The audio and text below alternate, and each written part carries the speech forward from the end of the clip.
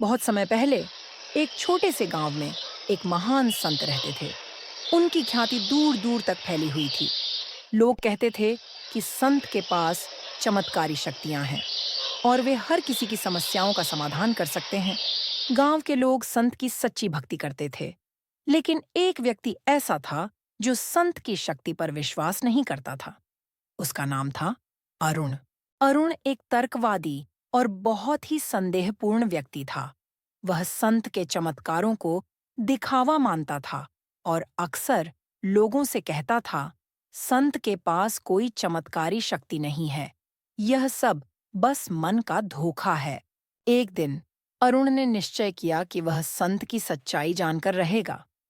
वह संत के पास गया और कहा, महाराज, मैं जानना चाहता हूं कि आप इतने महान क्यों माने जाते हैं।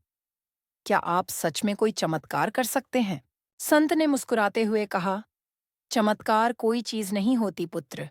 सच्ची शक्ति तो आत्मा की शांति और सत्य में है। लेकिन अगर तुम्हें विश्वास नहीं है तो तुम मुझे परख सकते हो। कल सूर्योदय से पहले इस जंगल के सबसे ऊंचे पर्वत पर मुझसे मिलो। अरुण को यह चुनौती स्वीकार थी।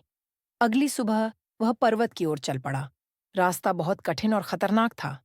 जैसे जैसे वह ऊपर चढ़ता गया, उसे थकान और डर महसूस होने लगा। अचानक उसे एक डरावनी आवाज सुनाई दी।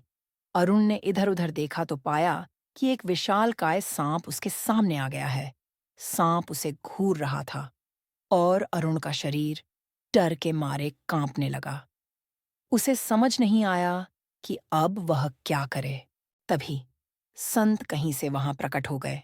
उन्होंने सांप की ओर देखा और बिना कुछ कहे हाथ उठाया।